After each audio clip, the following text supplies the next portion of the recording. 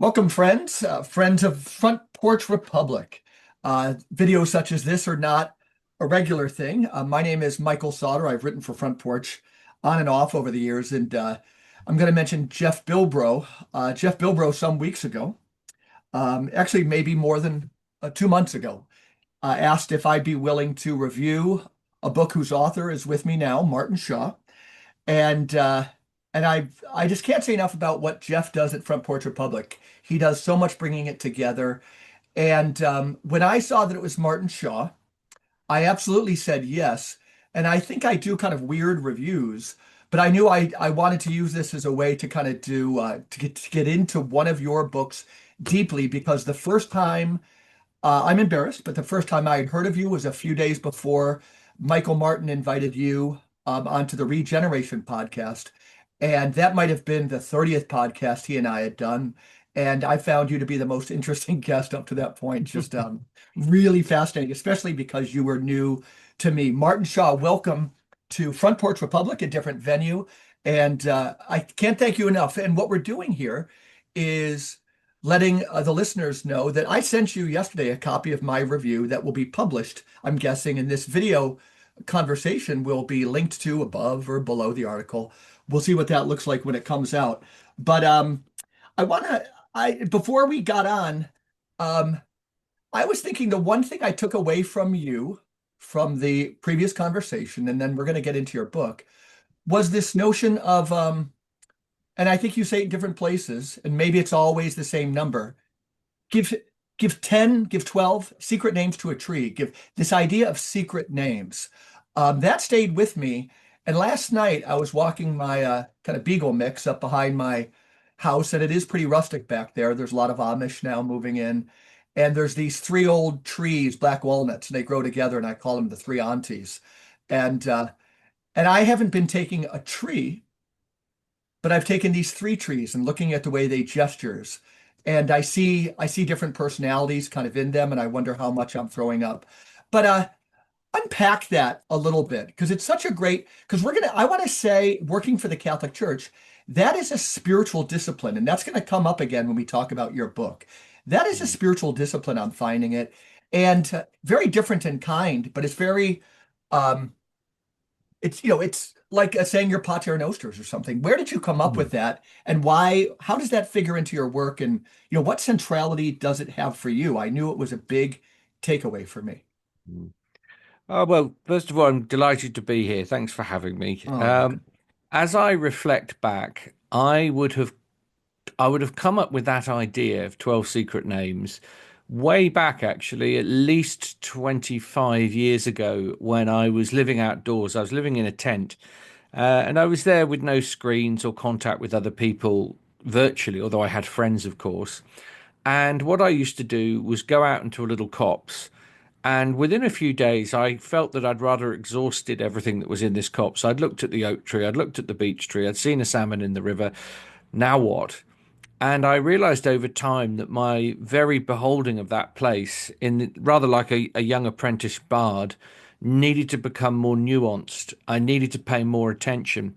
And so I started to think about how would it be if, rather like an old, as I said, an old kind of poetic discipline, I looked at a tree from 12 different perspectives and praised it in 12 different ways, just simple little lines. And then, of course, over time, I began to think, gosh, I wonder how many romantic relationships I could have saved if I'd done that to my partner instead of stayed in a very black and white polarized position whenever we had a row. So it's become something that has never gone stale for me. It's very much it's very much what I call blue feather language. You look at a magpie, it looks black and white, but it has this blue feather if you really interrogate. And myth, and I think a really decent spiritual life in general, is going to open you up to the nuance, to the blue feather languageness of life. I think the a lot of Christ's teachings are blue feathered. They're hard to get a hold of. Actually, they take a while. They're designed, it seems, to spin you around. Now, William Blake always says you can't be a Christian if you're not an artist. And that really makes me smile. I don't think he's really talking about having a career in the visual arts. It's a way of beholding consciousness. It's a way of beholding that little copse I mentioned. It's a Hmm. way of beholding your immediate relationships.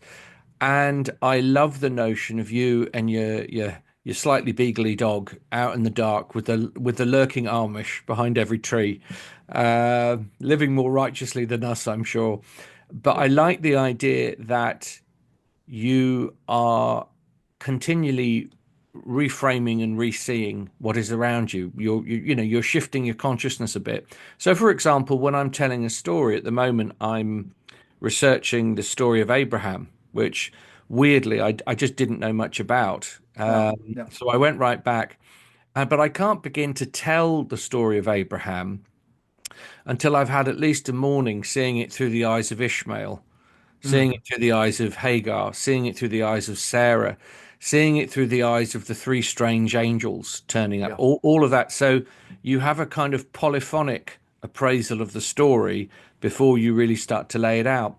And so the root of all of that comes back to me being, 26 years old, living by myself and going, okay, how do I fine tune my relationship to the living world? Hmm, hmm. And when you mention, I know this ties in, but when you mention William Blake in conversation with the whole thing, I'm thinking of if you are reading the story of Abraham, and again, disciplining yourself, this John Copper-Powys, who I mention all the time, and even listeners who might have read my articles, like, I can't shut up about the guy, but he would uh, remind you that, putting yourself in detail into those other situations is, he used to think there was a spiritual discipline that was the future. I think in a book called In Spite of, that we could look at, say, a vine growing around a yellow fire hydrant, and we could imagine that there's a certain personality there.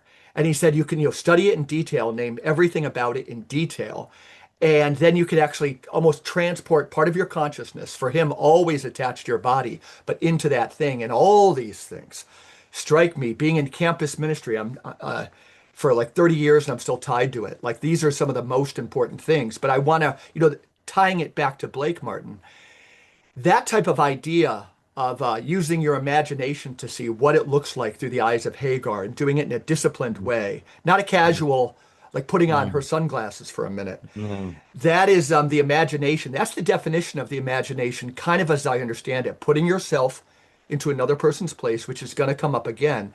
And he called that faculty Jesus Christ, right? Jesus mm. Christ, the Yeah, imagination. How do yeah. you kind of riff on that juxtaposition? Like, you're a punk rocker for many years. Like, how does that illuminate it for you? Does it just mention its name, its centrality?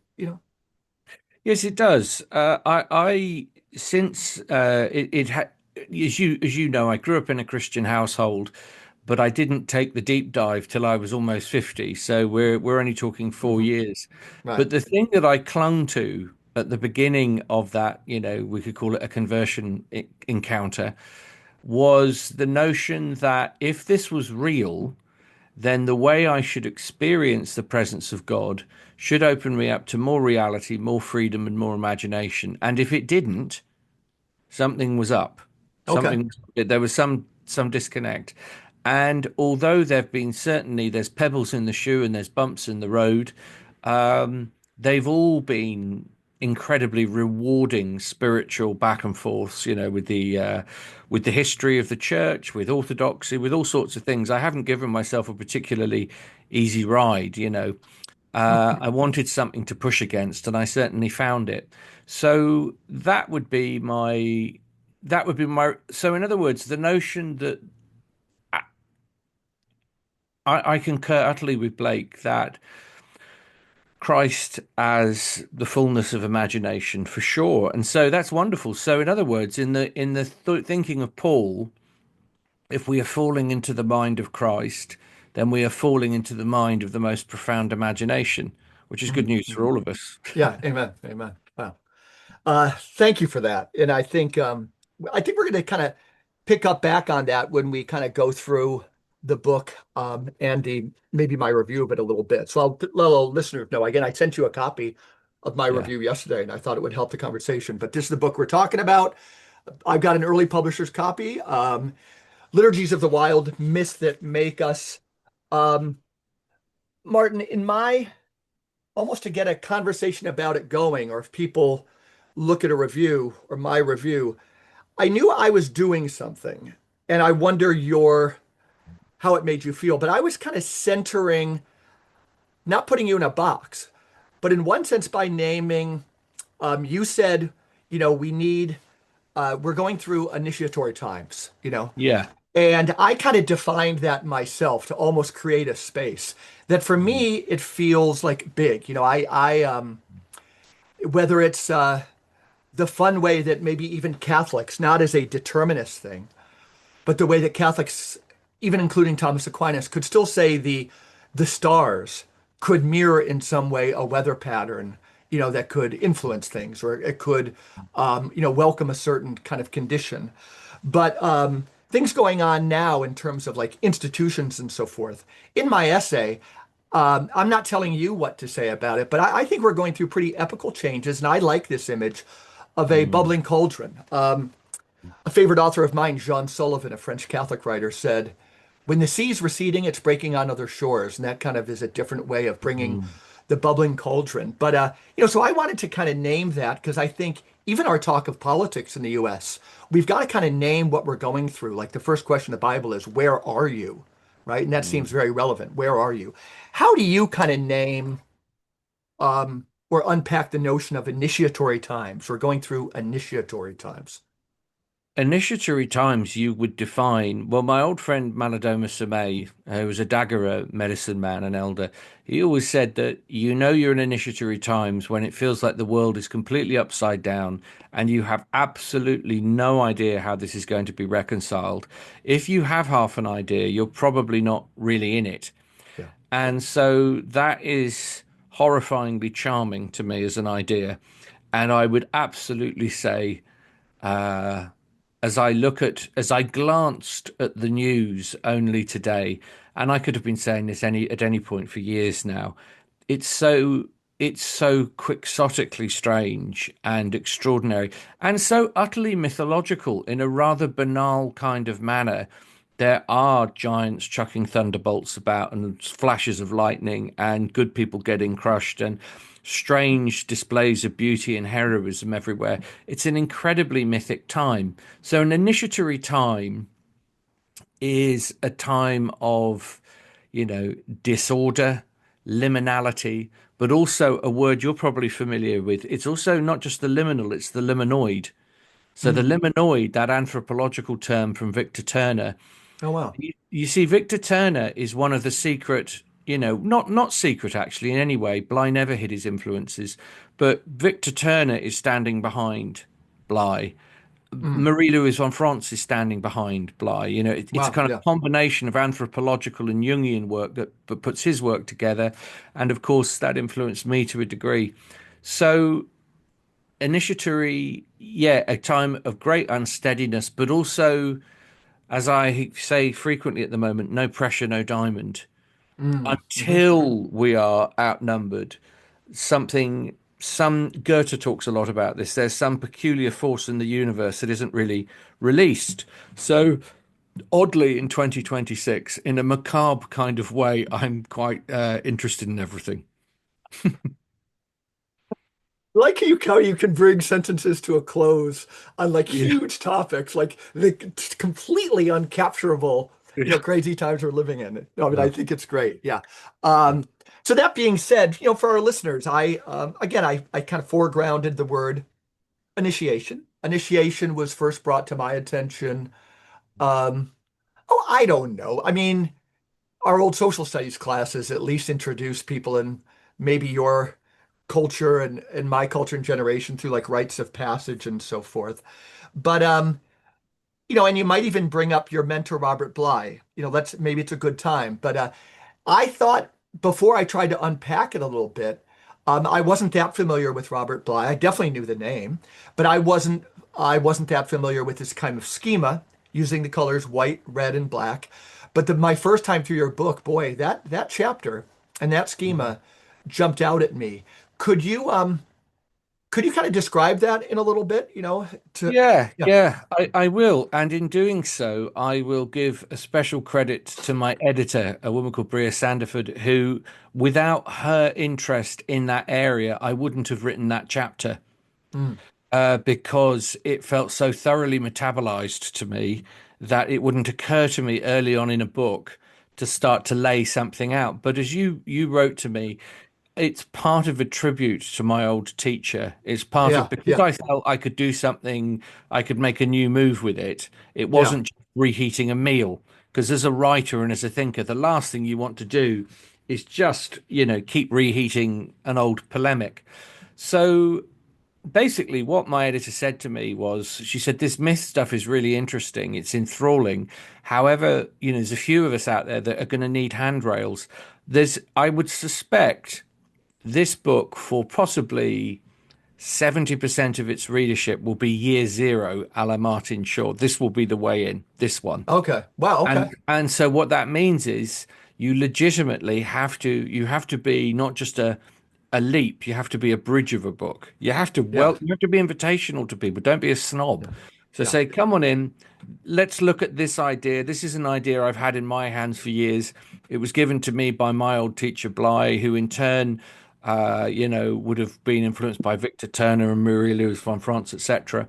So the red and the black and the white, it's three colors that we find in anthropological reports of rituals from all over the world, specifically Turner's field work in Africa, but also in the fairy tale tradition. Think of Snow White, the black of the hair, the white of the cheek, the red of the red of the mouth, the lips.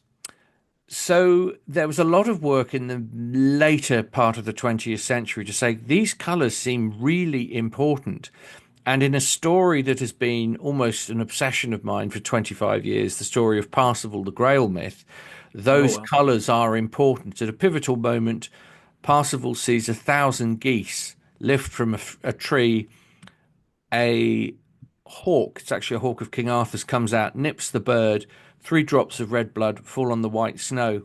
And as Parsifal glances out, he sees the black of the wing, the red of the blood, the white of the snow, and falls into a trance that only Gwalchmai, Gawain, the Hawk of May, who's another of the knights, can wake him from.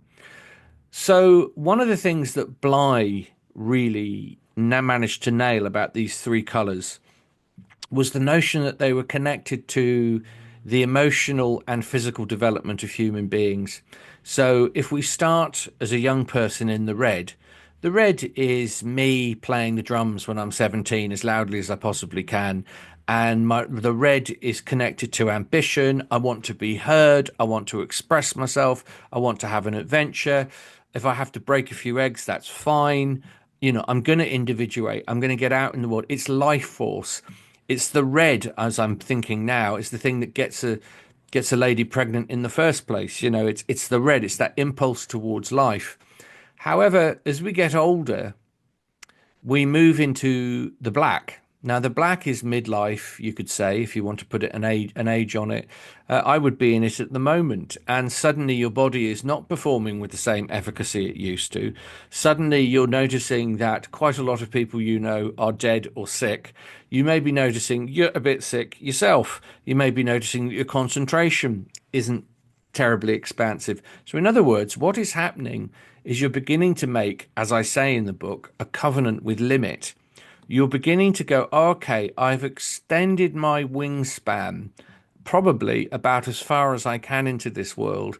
The way to go now is to deepen, is to mhm, trade a little bit of growth for depth. So the black is awareness of mortality, it's awareness of limit, it's awareness of the road that you didn't travel. It's awareness that you may have fewer years ahead of you than behind. All of that, the great sobering, but it is absolutely with merit. It's with merit. However, Bly probably argued that we lived in a culture that celebrated the red, celebrated the white, but had no interest in the black. That sort of gritty, griefy death stuff. Ironically, if you're lucky enough to have a long life, the final color that comes in is the color white, which is connected really to wisdom that is more than feathering your own nest. It has a sagacity to it. It has a an intelligence that gathers the whole group up. And the best way to understand this, you'll know you've approached the white. The next time you have a great opportunity lands in your lap, you think, how will this affect the people around me? Mm. And that's your first thought. And when you do that, Yeah. you're beginning to land into the white. I'm probably not there yet. I think that about a minute later. First of all, First of all, I just danced around the room and going, I'm going to Canada. I'm going to Canada. And then I go, hold on a minute. Hold on. Yeah. That's in term time. Your child's at university and all the reality. So I'm clearly not in the white yet. But I know people that are. I know people that are. So the that would be Bly's take on it. Hmm. I am a much less citified figure than, say, Joseph Campbell or no, Bly has a background in he's the son of a farmer, but he spent a lot of time in Minneapolis. Okay. I'm a kind of I'm a more rural figure than the myth teachers that came before me, and none of them had any real interest in Christianity, particularly. Huh. Bly would have been ostensibly a Lutheran, but the real energy later in life for him was Sufism. Well, Campbell was in so much horror over Vatican II that he was just sort of shouting at Catholicism in a million different ways for most of his that's a career. whole world. We might get into that. Go It's ahead. a Yeah. whole world. So anyway, that's the sort of the red, the black, and the white thing that it has an impact. I'm halfway through. I have half a whole book on it, Ah, so I've okay. spent a lot of time thinking about that Yeah. because in a story like the Odyssey, for example, Odysseus would go from the red to the black to the white in his 20-year journey back from Troy to, rocky Ithaca. You see that progression. You see him changing and deepen as a person, ironically through his, underworld entanglements. Hmm. The underworld, then, Yeah. that's, I mean, that's the thing. That's the thing. And when it came up for me when you were talking about even the colors, if somebody wanted to mature, so it's a big thing. Maturation is a big theme in your book, tied to Yes, it is. initiation. And again, I wanted to, I'm sure, again, every woman, including my wife, thanks you for making that a theme. But how do when we talk about dark and there's dark. Um, Young people, I've got a background in campus ministry. Young people, I don't even know where these stand right now, but there was a thing that was trendy called Outward Bound, where presumably really great, but we could kind of give you trust falls out in the woods. And again, I'm kind of making it up, but how do you actually kiss the dark? How do you um in your chapter on passion, all these things relate. You talk about these stories and but still you got to make peace with the darkness and so forth. What's your best way of entering into this if you were talking to an 18 to a 26-year-old, Martin? Because we can set up rituals. We took our social studies classes, we talked about rites of passage. Somebody like a Joseph Campbell could bring that up. He equated it with like the slap on the face of, a confirmand in our own Catholic tradition, which is now gone, but still, how do you, I think of Stephen Sondheim when I read your work a lot, an American, true American, but his song Being Alive, somebody pull me up short, somebody force me to care, somebody ruin my sleep and make me aware, but this whole being alive, kissing the dark, what's, as a storyteller, as somebody working in this field, what word do you have? And again, I try to think a lot of it is we, one aspect of it without touching it, and why we have to do this thing is that we display it on other people. Like it's in us, it wants tending, it wants to be known, but it's coming out in our politics on both sides. What's the word you have that your readers and people have said? What's the word coming from you? Because I hate to put it on your shoulders, but you're one of the few people who could maybe help move this along. Well, you said an interesting thing. How would I phrase this to an 18-year-old? Mm, And how I would phrase this as an 18-year-old would be really different to how I would relate it to a 65-year-old. Right. Do Because both. Do both. Yeah. the 65-year-old is already surrounded by so much physical evidence of darkness, one way or another. I don't want to call it the shadow because that's Jungian and it's become a thing already. It But has. the dark materials we could call it. The Hmm. dark materials. So if you're Interesting. young, Yeah. yeah, if you're young. I just would, when you're young, just tell kids stories because you're trying to address the deep interior in them. You don't need to just give them another idea. You need to give them an image and a story that is to do with betrayal or dissent or dismemberment by Baba Yaga, or a brother and a sister turning on each other, a Cain and an Abel. And one way or another, this is the thing. Yeah, this is the really important thing for a young person to grab. Life is complex, and how I react to that complex is going to forge me as a human being. How I Hmm. react to material. Is this liminal or is this liminoid? So, just to make that distinction again, a liminoid thing is when you have a crisis, but illumination comes from it, wisdom. Hmm. Liminoid is when you get the rupture, but none of the rapture. You just get the difficult thing. And many Hmm. of my friends, I have to say, hopefully they're not all watching at the same time.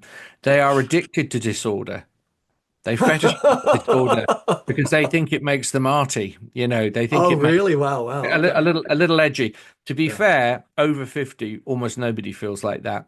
But Yeah. when they're younger and you think you have unlimited decades ahead of you, then chaos feels refreshing. And why would I want a hand? This is just occurring to me now, it can briefly seem more seductive to have lots of houses built on sand than anything on rock because Yeah. rock is boring. Hmm. Hmm. And then suddenly, so in other words, go back to your question. I would just be, even if you're 18, you have experienced betrayal, you have experienced concern and worry, you've experienced anxiety. A lot of young people are experiencing Oh, anxiety. it's an epidemic. Yeah. Therefore, what I would do is frame that mythologically. I'd say you've been encountering monsters and ghouls and struggles in the forest since you were 3 or 4 years old.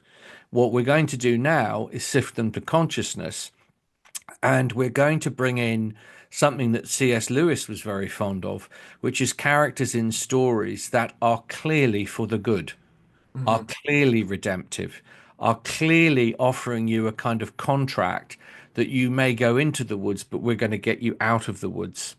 One of the Hmm. things that I've been so I was watching a TV show that my daughter likes. I won't mention it, but it's phenomenally popular, Okay. and young people love it. And it's incredibly dark, but Hmm. it's a darkness that you can't get out of, and it never turns. There's no redemptive arc to it whatsoever. And that feels, in an impoverished time, like a demonstration of truth. That's why young people like it, because it Looking feels, in the mirror, yeah, right? Like it's watching zombie movies or yeah, something. it's existential. It mirrors your darkest places, but that is not the place to visit for time immemorial. Lewis would Hmm. say, you need to know that there is an Ancient of Days. You need to know that there is a figure of good in this universe, and you need to know that you can tuck behind it and do your own work, and you can earn your own name and find something. You are a letter from Christ to the world, so be one. Okay. Yeah. Those things are very important to me. It's funny, when I wasn't a Christian, I could clearly see the wonder of the world everywhere all the time. It was great. I've always had a kind of I've always rather liked the idea of the fall because I think it makes good art. Hmm. Whenever I see people that are like massively religious, most of the time their art form I'm not mad for. I prefer a bit of not torment, but restlessness. However, what's happened in the last 4 years, without anybody encouraging me to do this, is I have to say I see more of the sorrowing of things now. Hmm. I see what I'm with these stories I'm working in Genesis, the notion of the good world, that there Hmm. was this time, there was this place. That's a very interesting myth. And more I see the slurry and the lostness of things. Now that doesn't make me, it doesn't make me aggressive. Uh, it makes me concerned. And it's interesting. My daughter now knows that I cannot handle really scary films anymore. Or How does it make you feel? Like, some if people would just say they're something, too scary. Do they make you I depressed? no, it's not depressed. It's just there's a sense of I don't. It's like certain stories I don't tell anymore. There are Yeah. certain Scandinavian stories that are so riddled thick with Scandi witchcraft. I don't really Uh-huh. want to be telling them Okay, yeah, because right. I want to be holding a different energy in this world. Okay, yeah, good, good, So good. I think the reality is just in a very simply I've sensitized. I've sensitized. Yeah. And it just means that I'm aware of things. And it's happened. It's something that has happened to me. There's not 1 second have I put towards hoping this would happen. Hmm. Anyway, so just to go back, I'm sorry I've wandered. Fascinating. No, I love it. Your question about how do we talk about it is just to Hmm. say to kids, underworld is real. You're going to visit it whether you do or not. Don't go looking for scars, is always something that I say. Don't go looking for scars, they'll come and find you. But then by the time you're dealing with older people, they have their own narrative parked up by now. They have their own story of dealing with illness and divorce and depression, terror, anxiety, and the rest of that. So then it is more of a question of drawing out and sifting to consciousness things that they've already known. You've got to be careful not to. We have an expression in England: don't bring coals to Newcastle. Okay. Don't keep Never bringing heard that. back. They're like, yeah, I Yeah, got this already. yeah. So then you can have a slightly more nuanced conversation.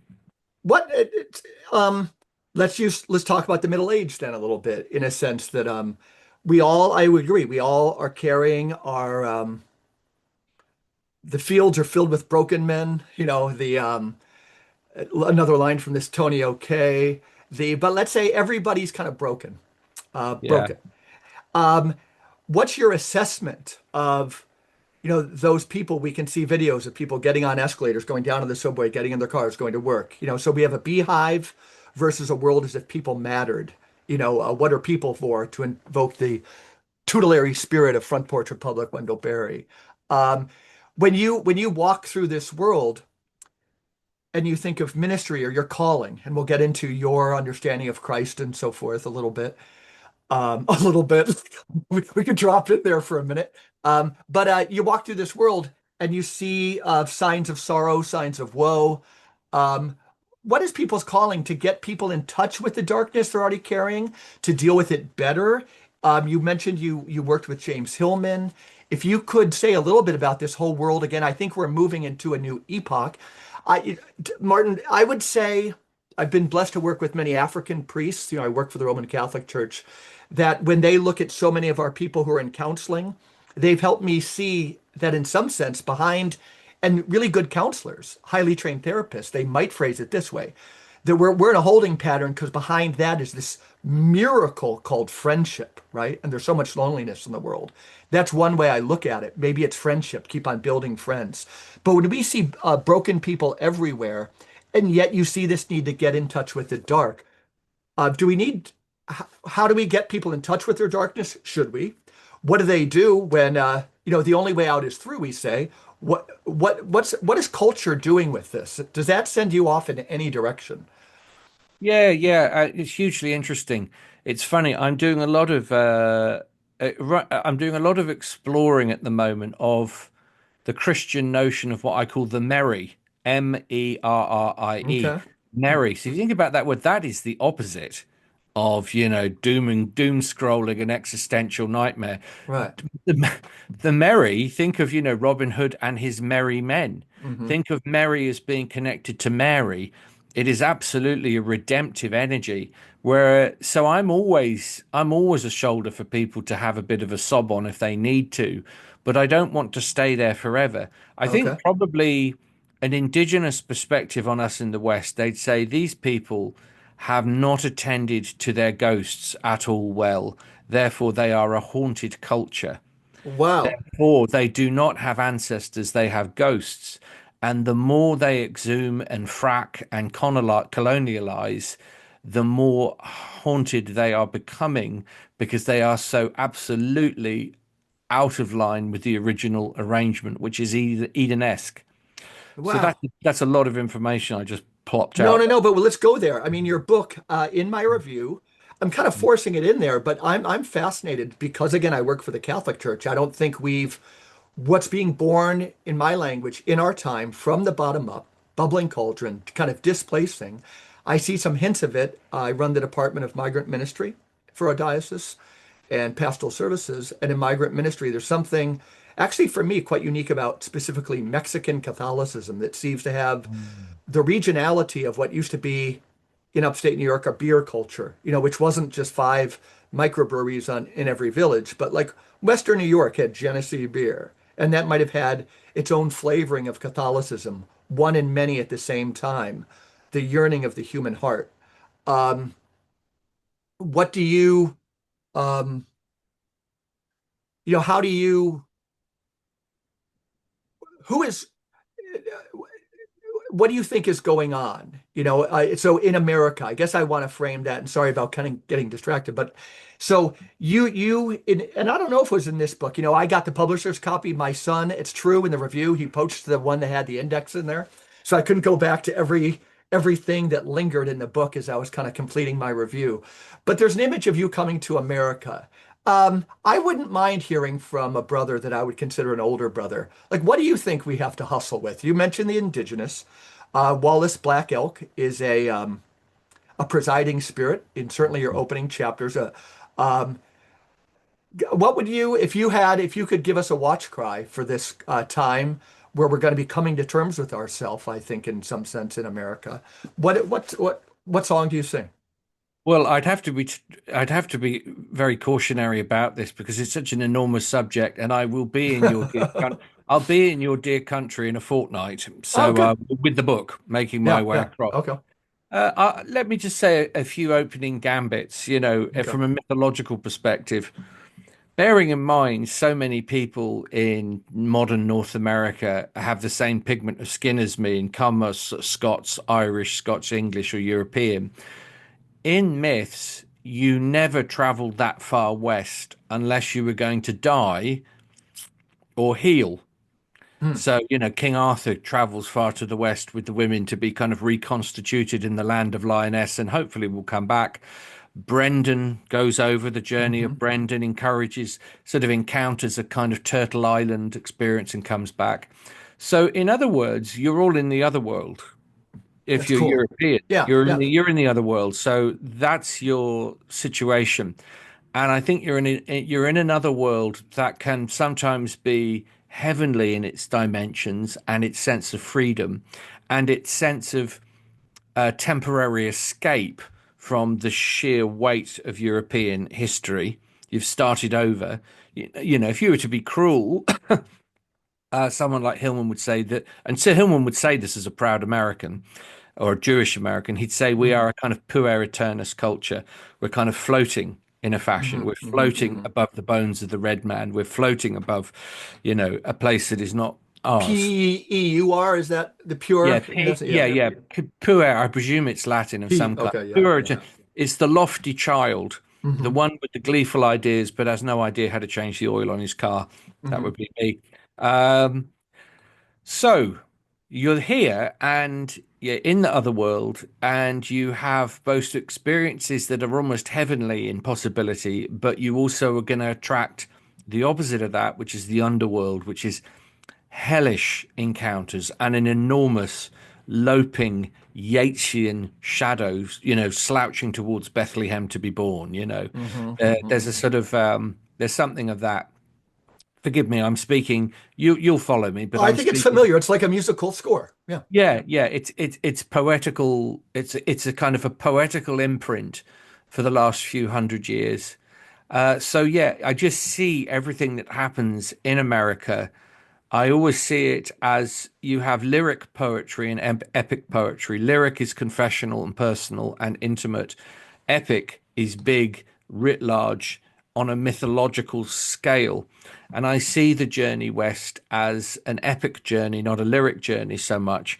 Mm. And it's just opened up this enormous thing. However, I'd have to say, just so we're clear, I think probably nowhere in the world competes in terms of poetry in the last 50 years with America. Who are some of I the think, people who speak to you?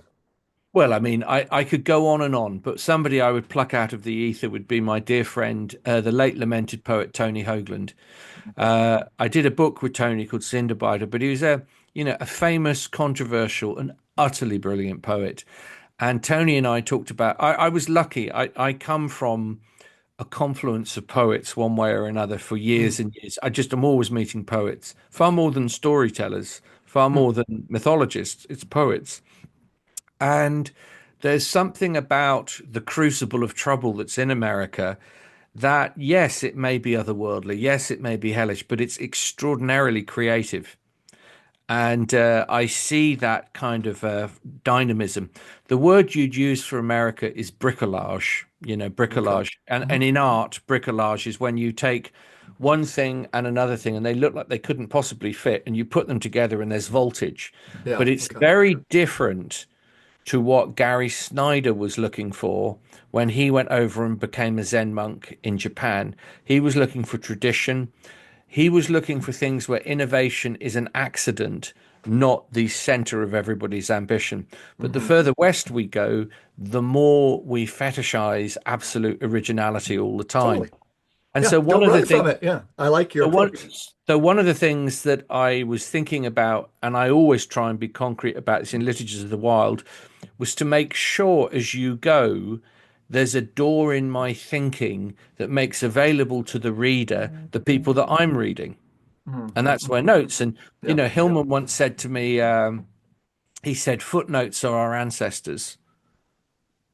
That's great. Footnote, that's Hmm. how that's a form of libation. Yeah. And when you hear somebody that is saying, "Well, like Aquinas," or blah, blah, blah, like that, that's a Yeah. beautiful thing. Yeah. Their presences in the room, psychic presences, is wonderful. I'm looking around. Oh, here's one. But like students of mine over the years and friends, they'll do these bricolages of people. Like there's Powys and Blake, Jean Sullivan, and maybe Of there's course, there Belloc. is. But I've got a bunch of them because students see me through the lens of just always with these heroes of mine, like presiding spirits and things like Good. that. Yeah, It's, yeah. yeah. Amen. Amen. Amen. Amen is right. But speaking of America and one of those forces, like the pure, I had never come across this term before, but in your chapter on passion, you bring up, and this wasn't a question I'd written up, but I believe it was Lorca, this kind of Yeah. a new energy. I find that, again, migrant ministry, Mexico, the whole landmass here from the Arctic Circle to Tierra del Fuego is dedicated in the Catholic Church to Our Lady of Guadalupe. So for North America, or at least the United States, it's dedicated to Mary in her Immaculate Conception. But that unique phenomenon of Our Lady of Guadalupe came to mind for this new Catholicism that I think is being born in this epochal times. I'm throwing this stuff on you, Martin. Uh, All right. okay, but that Lorca, um, uh, that light mixed with darkness is going to be our theme in America, right? And that Lorca, can you explain that a little bit and tell me, does that kind of, Yeah. I'm going to use this for the first time, but it's language, it's too trendy now, but does that kind of vibe with you? Lorca, America, Divine Feminine, Underworld, Our Lady of Guadalupe. Oh yeah, yeah, yeah, yeah. Duende. It's duende. That's Duende, the thank you, thank you. that's the word. That's the Yeah, word he's using. Lorca, yeah, yeah, okay, So right, so right, right. Lorca Duende. Lorca is this audacious little homosexual, Okay. who loves men and doesn't know what to do with that. And I think he had a yeah, yeah, yeah. There's a very famous artist that he had a long affair with whose name briefly escapes me. It's not Miro. It's the guy with the tash, the long tash. Trying to think. Yeah, he's I'm very, sure many very people listening are just, everybody is screaming at the camera at this moment saying, "You idiot." mhm. So anyway, here's the Yeah, thing yeah, that yeah. Lorca's short essay on Duende, which is amazing.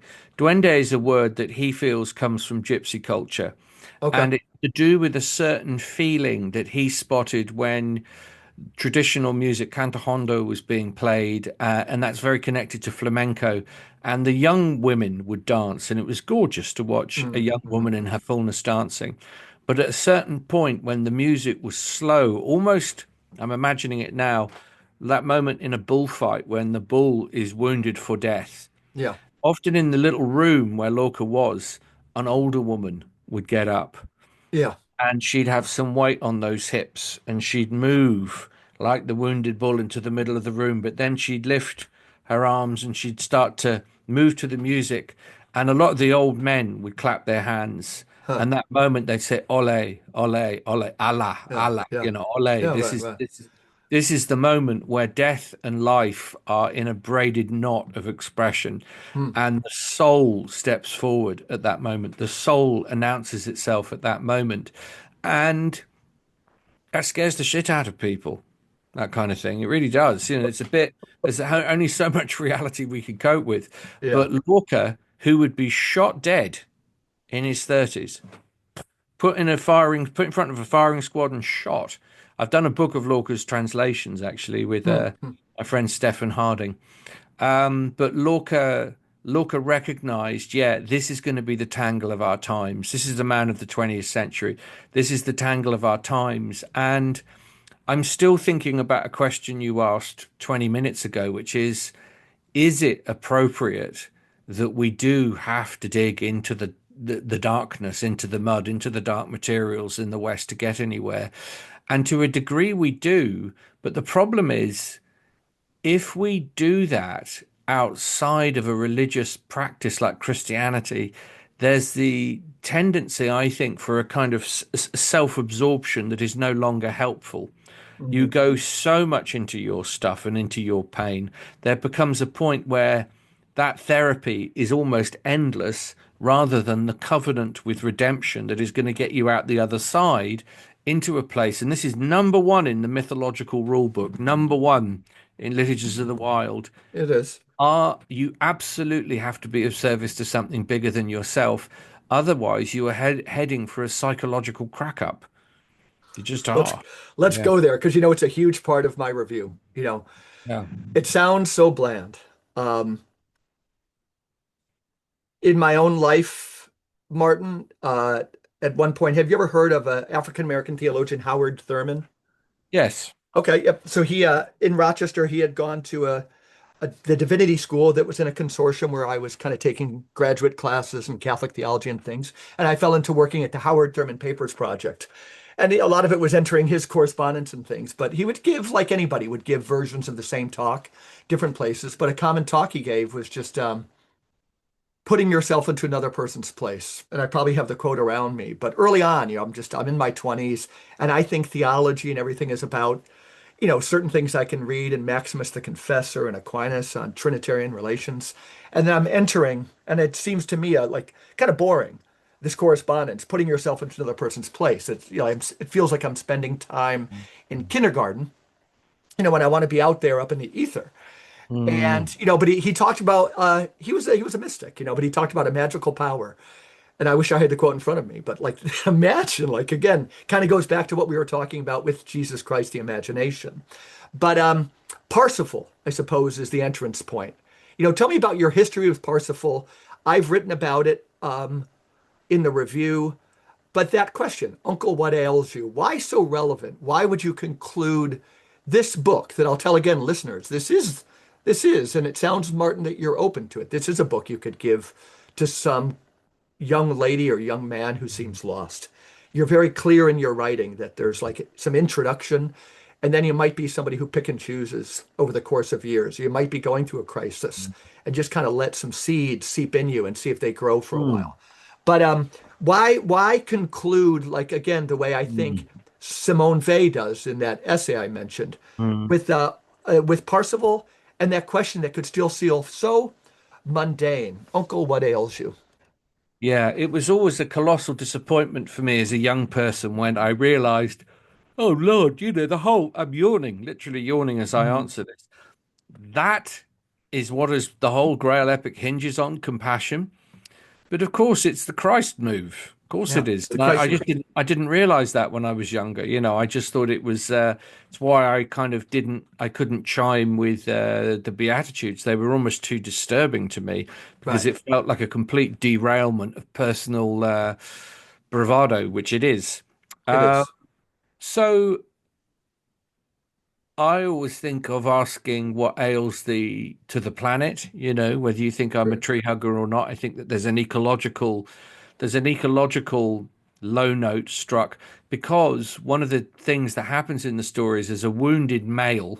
Have you ever met one of those? There's a wounded male in authority, in fact. Isn't that interesting? Hmm. There's a wounded, powerful male in tremendous authority, and the way he heals his wound is, or they attempt to, but they can't heal it because only God can do that, is by fracking, literally by digging up the earth and putting expensive minerals from the nutrients of the earth into poultices to keep him alive, but still he decays. So yeah, that's why I think it matters because actually uh, true compassion, not an intellectual idea of it, but actually something when the heart itself is moved, will remain always primordially fresh. A movement of the conscience is an incredible thing. Um, it's why it's going back to what I said a minute ago. It's why I get upset about movies now. I'm becoming like who's that woman in the who's that woman in the 80s who kept trying to ban heavy metal records because of the lyrics? Do you remember? Is your PRMC. politician's Yeah, yeah. wife? Yeah. Okay. Yeah. I wouldn't say I'm becoming that. Yeah. When I was a kid, there was a book called Pop Goes the Gospel, and it was an A to Z, and each letter listed all the bands that were going to hell. It like starts with Yeah. Aerosmith, Yeah. AC/DC, Black Sabbath, all the way to Santana, finally to ZZ Top, and Yeah. everybody is going to hell. And so it was reading that book. I thought, the nearest at the moment, other than the natural world, the nearest I get to ecstatic experience is through rock and roll music. Mm-hmm. So I have to go hiatus. Yeah. Interesting. Interesting. Yeah. The darkness. Um, and let's stay again a little more with putting yourself into another person's place with you mentioned Yeah. you start with the earth. How well somebody, I'm picturing again now, maybe a younger man, 27, he's listening to this interview. I want to have that experience. How do I begin? Um, Okay. that's again, I go into these great songs about, somebody wanting to be hurt and wounded by an arrow or something. Eros and Psyche type stuff. What advice do Yeah. you give to somebody who wants to learn what kind of like real service looks like? Well, one thing that everybody can do, and I think it's the chapter one. Let me check. I think it's chapter one of the book. Is rescue your friends' thrown away stories. Hmm. Okay. This Yeah. isn't an original idea to me. This would be something that has been in the ether for a while. On thrown away stories. In other words, and I was coming at this with my previous book, Smoke Hole. Most of us are so hypnotized by stories. We're living in a time where, for the first time, I think we have more stories than we need, and most Hmm. of these stories do not wish us well. They're trying to seduce us, not court us. Yeah. They're trying to seduce us, not court us. So therefore, listen to your friends and listen to the stories when they tell them about their own lives that give away their zip code, that tell you a bit about where they actually come from, and say, Huh. that little story of yours, you're kneeling on holy ground when you tell that story, and you go, "What? What do you mean? It's not like something on Instagram. I don't look glamorous in this story, Yeah. but something that I've learnt over 30 years is." You never bring a room of people together with victory stories. You think you Hmm. would, but you Yeah. don't. What you do is somebody that is willing in public to admit in a very naturalistic, unperformative type of way to admit some vulnerability. Wow, that goes a long way. That Hmm. speaks Hmm. to the tremendous isolation and loneliness that a lot of us are feeling. So the first thing that I would do with a younger person is say you have a treasury of fairy tales and myth, and the wingtip of these stories is touching the so-called ordinary of your own life Hmm. and wants to talk to you. let me tell you some stories. Yeah. And Well, then once they've got that in them, what I do, especially with younger folk, is I don't give them too long before I say, now you go and tell everybody, go in a circle of five and tell the story back that I just told. So very okay. quickly, rather than me being able to rest on my laurels as a great artist, they themselves are mucking about in the same story that I've told and are having emotions and thoughts and impacts. In other words, it lands in their imagination and you've moved the energy on. So that's the thing to do, is I wrote a book called Scatterlings, which really was me just drawing a chalk circle of about 10 miles around where I live. And for 5 years, the only stories I really explored were stories of that region. Hmm. That's something that you can do. That's Yeah. connected to the 12 secret names thing. But one way or another, keep paying attention to your friends and the stories and the threads and your enemies too, as a Christian. Hmm. Keep paying attention to things. There's a great homogeny going on in the world. We've got young people all over the world. Uh, this is very blah. This is very blah. Wearing the same trainers, the same shoes, listening Hmm. to the Hmm. same records, and culture very quickly, colère to dig, is disappearing. Hmm. And we want something that reminds us of a place. So why don't you decide to come from a place? There's a poet I've mentioned already this evening, Gary Snyder.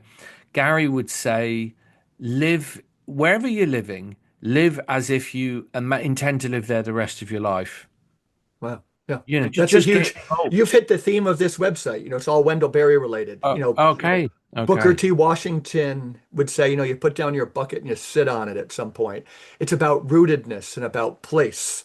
Um, and so that's the song that we're singing is like when you commit yourself to a place or something, um, you can't. I always tell people, Martin, that I they think about the blessings and the curses. The way I put it to college students when I would teach here a course on just a writing course, but I would use Wendell Berry because he's one way of freeing people from the mental strangulations that our political contrivances of thought left and right like subject them to. And so you can kind of look at his works like somebody could look at yours, and it kind of frees them from thinking like the left or the right. But the uh I would try to get them to I lost my train of thought there. I apologize. We were talking about I can't remember. okay, yeah, I've interesting. lost. You've lost I my train of thought as well. Not yeah, that yeah, it, yeah. not that it was boring. No, and I can edit that little piece out. But the I want to continue with just the where so much this leads to is, we were talking about putting ourselves into another person's place. I guess that was the framing, Mm. the Yeah, framing. And and when I mentioned it, I do know where I were, so I'll just keep it in. People can see me getting lost there. Is that I always share with people that I'm really glad I know my auto mechanic, right? So that some of the musical themes that come up in the way you're talking is that when you don't know people for a long time, it's harder to put yourself into another person's place. If I was just living in a town where everybody is just kind of going by you, and you get pulled over, and the mechanic doesn't know you, and he's just having a bad day, it's easier to treat you like a thing and not as a person. But my mechanic for 30 years is about 100 yards from where I am right here, and I could just being around people a long time, it's just harder to confuse you with a statistic, with a stick yeah. figure, right? Right. And it's just one of these great advantages to a commitment to place. And I was just thinking when you started getting into rootedness, it's such a theme of this website. But I do my youngest son, the one in the review I mentioned, took your book when he left in his car. The he'd listened to some podcasts you'd had with maybe Ian McGilchrist and others, but a theme that he thinks very interesting to young people, and again I work with young people in the church, is like revisiting the Gospels. There's a lot of language around in politics, like the Bible, the Bible, the Bible. But for me, some heroes, and you mentioned one of them in your book. A big hero of mine is Ivan Illich. He had the courage to say, "What is the gospel?" We just talk about the Bible, the gospel, the gospel, but we're not looking to left brain define it. But it's kind of Mm. shocking. It's kind of shocking as a poet when you read it, and I want to ask you about that. Um, and again, another person I mention kind of a lot in my writing is this French guy who I would say is the greatest since George Bernanos. John Sullivan, a Frenchman, a book called Morning Light is simply about him going back and kind of rediscovering the Gospels, and he just can't believe it. But my son Mm. finds that part of kind of a song you're singing very, very appealing to his generation. So you had a recent conversion.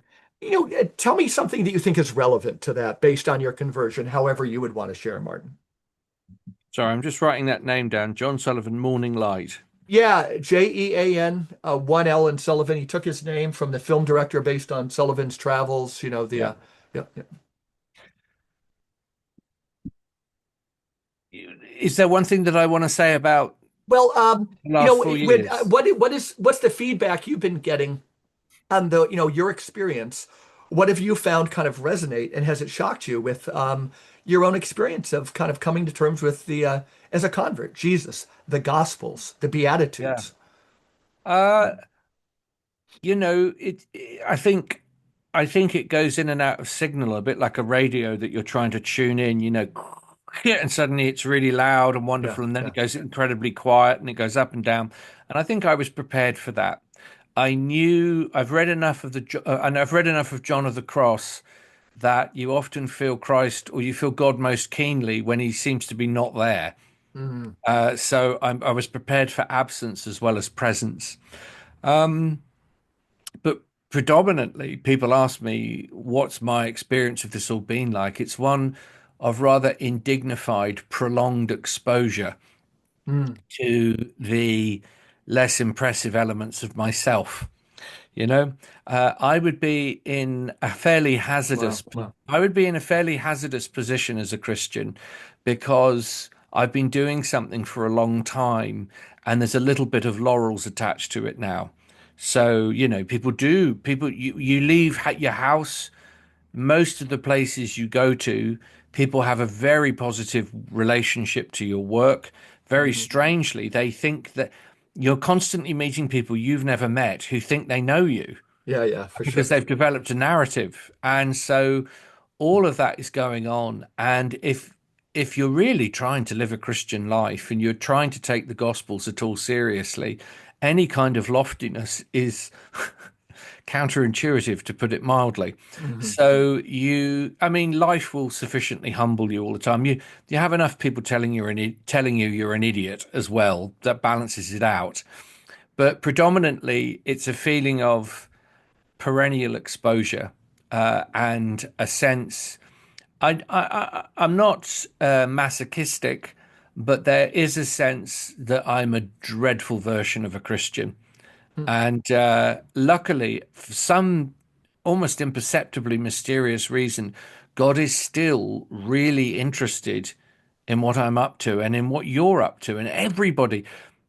One thing in my I had a series of fairly mystical encounters that pushed me into Christianity profoundly, and one of the things that became clear in those encounters was I do not have a relationship with God that is more special than anybody else's.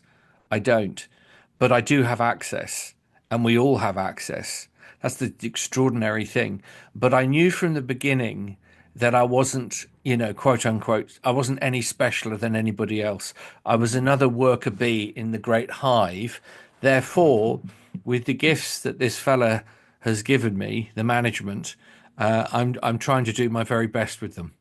Wow, well, and I think of a nice kind of concluding piece, but it's rich, and I want you to kind of then sell the book for a little bit Oh afterwards. yeah. But the what is I think of the poet Coventry Patmore when I think of your work. And it's interesting to you as a new convert during a time where, how do I frame it? At least in the Catholic Church, a lot of converts would still be looking for a God kind of out there. But Oh again, I yeah. can unpack it with more nuance. But Coventry Patmore talked about the supernaturally natural, and which is a good way of framing it. That you're a somewhat recent convert to Orthodoxy, and when we look at cultural movements right now and the politicization of religion, there is, for many people, there's this desire, especially in a stressful time.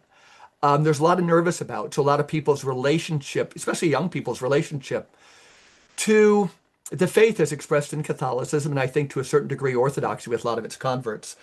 can quickly morph into something. This is my experience in campus ministry for 30 years. The draw, or can morph into something kind of unfree, transactional, OCD based, and so forth. You're the very opposite of that. And again, 12 secret names for a tree.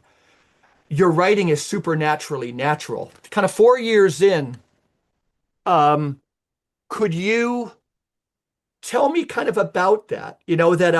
I remember even the writings of Alexander Schmemann, who said they were talking about in the Catholic fold, here's the real presence. And he goes, I've never experienced a presence that wasn't real.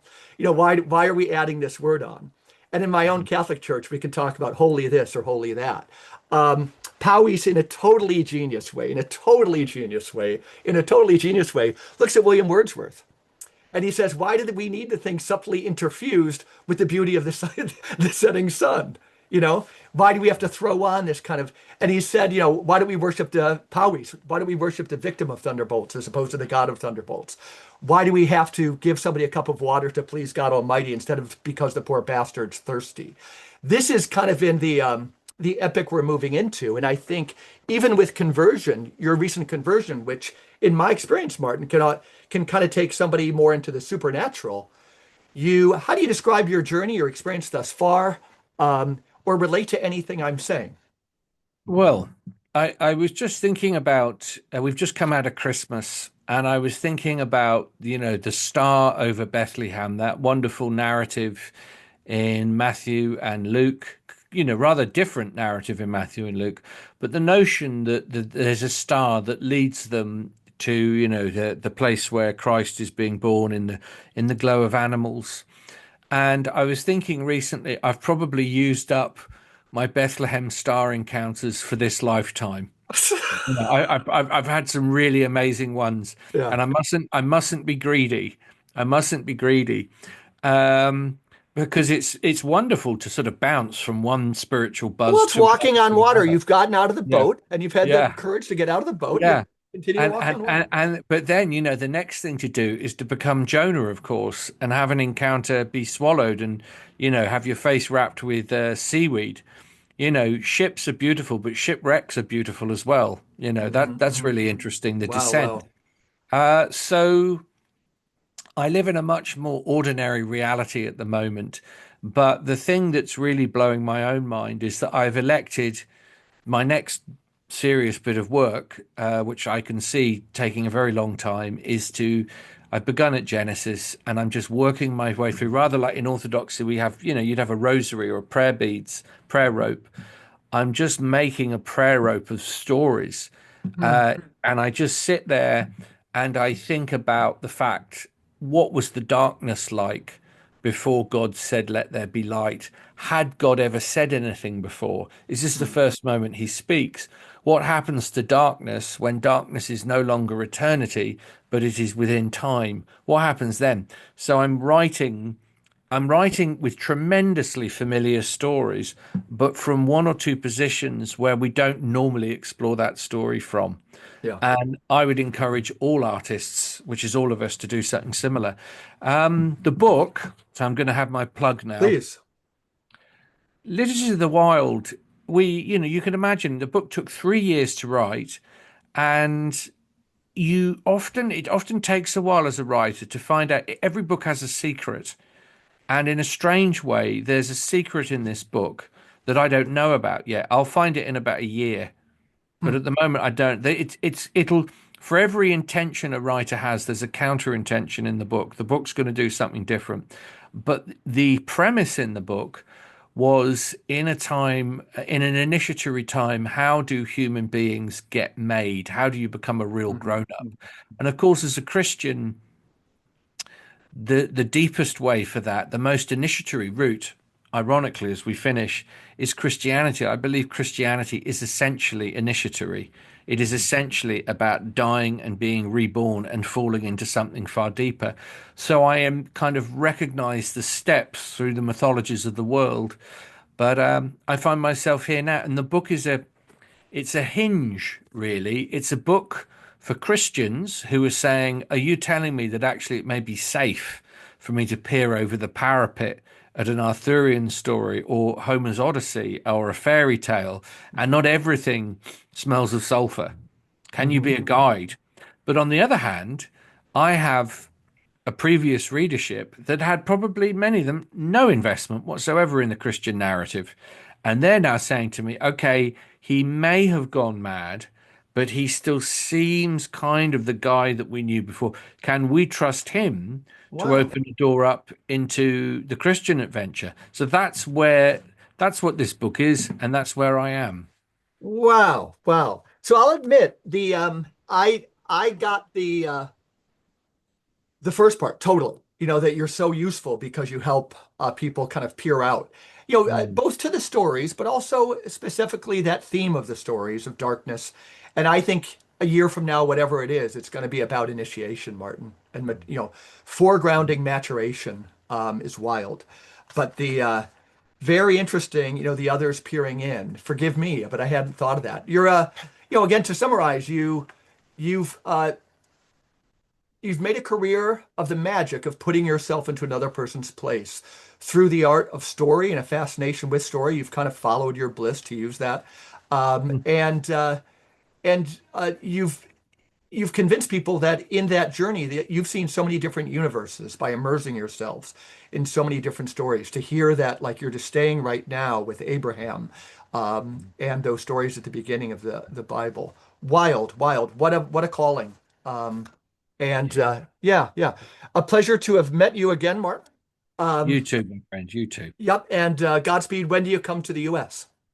I'll be in the US from the very beginning of February. I'm allowing myself a couple of days to settle and see friends in Maine, in New Okay. England. Hmm. Then from Maine I go to a Catholic department in the University of Chicago for 3 nights. For three Hmm. nights you can see me talking about, the English mythopoeic tradition and Yeah. Tolkien stories and all of that. Then from leaving the Catholics, heading to New York for something called Socrates in the City, Okay. and that's some sort of live event. Then I will be over to Pittsburgh. Not Pitt, yeah, it is Pittsburgh, and I think again in the warm and loving environment of my Catholic brothers and sisters. So I Oh, think wow. we're at something. I think it's called the Beatrice Institute. Okay. Then I fly into more negotiated terrain for me, which is beloved Northern California, the Point Reyes Station, where I've spent a lot of time living when I stay in America. Doing a couple of nights in Fairfax with Point Reyes Books. We sold the first event out, so I have nobly offered to do two events in one Well. day, kind of tiring. Hmm. Then down to Stanford University, where I teach every now and Okay. then to Texas, where I'm the keynote at a big Orthodox Arts conference there. Then finally Nashville for another podcast called Pints with Aquinas. Oh, yeah. Then home, Okay. Well, well, and very then cool. it begins over this side where we are launching Liturgies of the Wild in William Blake's church, St James, in Piccadilly. So that'll Wow. be yeah, Really wild. I'm going to find where these kind of stops are located, and I'll link that. So from Front Porch, it'll be a link to the YouTube yeah, hosting of this fantastic. conversation, and they'll have all the links. Uh, God Bless you. bless and Godspeed, my friend Martin. You too, and Take care. the podcast sounds incredibly interesting, and I'll be doing some digging. And for all of you that are drinking from the wonderful Wendell Berrien cup and all of this stuff, I just say, God bless you, courage, keep going. Wow, wow. It is. It's a time where courage is needed. Thanks Yeah. again.